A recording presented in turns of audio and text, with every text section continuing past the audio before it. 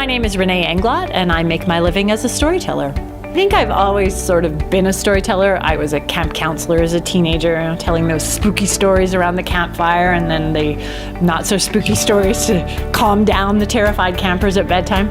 Told stories while I was teaching and doing other things. But while I was working on my master's degree, I took a storytelling course and kind of fell in love with the power of story.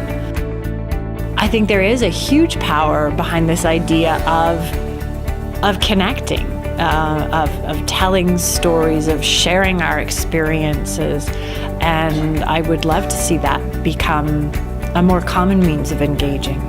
But basically, we were working on how to tell a personal story. So to get people started, we just did some generating ideas, because I think often people think, well, I'm not special. Why would anyone want to hear a story about me? So we worked on just some sparks for memories, and then practice telling it, because the best way really to develop a story is by telling it out loud to someone and figuring out what works and what doesn't, and making more memories come through. So we did a little bit of that, and then looked at, all right, how do you create an opening that's going to grab people's attention and make them want to listen, and finishing it up too. How can we leave with a really strong impression? I know we deal a lot with reports, we deal a lot with technical information, but stories is a very fast and accessible way to really communicate our message. I think that's really important for us, is to find new ways of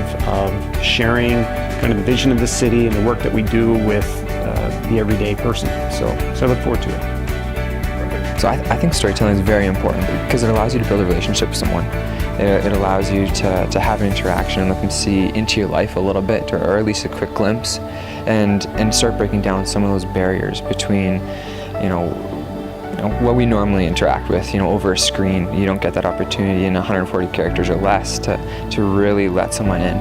And even though it might just be over a short story, it's a real interaction with someone that's very important, and to be good at telling someone a story is a skill that we don't get the opportunity to learn about very often. One of the things I hope that people will take away is that sharing and listening to stories isn't just fluff. It's not just a distraction or an extra. It's really the heart of communicating with people and getting that back and forth going between the city as an entity and the citizens.